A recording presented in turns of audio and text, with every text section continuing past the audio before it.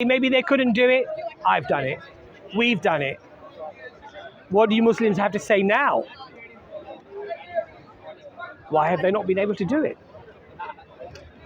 So I would say that for me, the strongest challenge is the inimitability challenge, that you're unable, incapable of producing even 3 verses, a chapter like the Quran.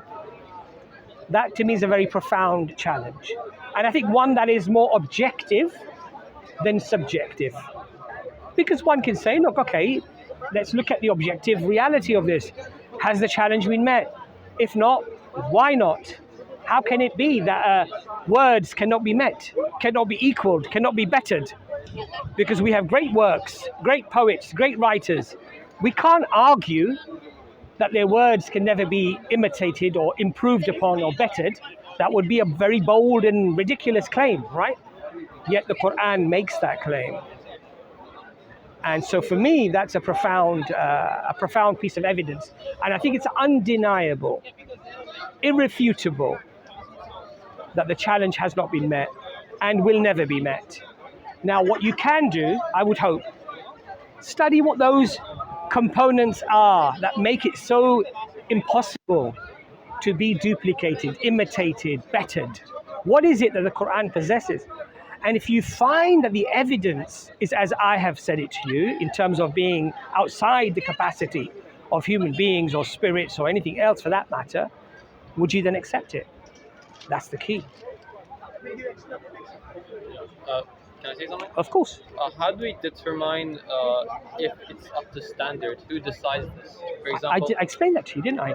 You go to both Muslim and non-Muslim scholars within linguistics, within language, who are specialists in classical Arabic. You look at historic information. What's the history? Do we find large groups of people presenting evidence and huge swathes of non-Muslims agree that yes, the challenge has been met? Do we find this in history? We don't find this. So in the absence of of this happening, one would have to pose the question, look, whenever anybody makes a bold claim, when anyone makes a bold claim, you will always get people who will challenge that claim. And the bolder the claim, the bigger the claim, okay, the more people you will inspire to actually try to defeat your claim. Why has that not happened with the Quran? Study that.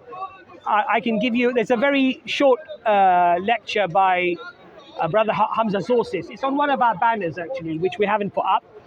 I'm sure the brothers will put the banners up, but it's the banner with, Anis is going to do it.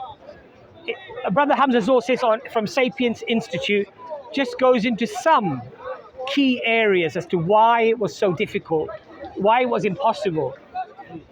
There's also there's a video in regards to that particular challenge.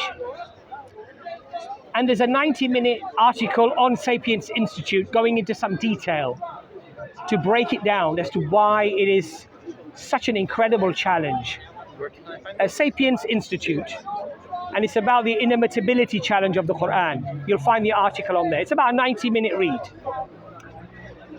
I would advise you to go there to read it, because I believe very strongly as a Muslim that we are not blind followers.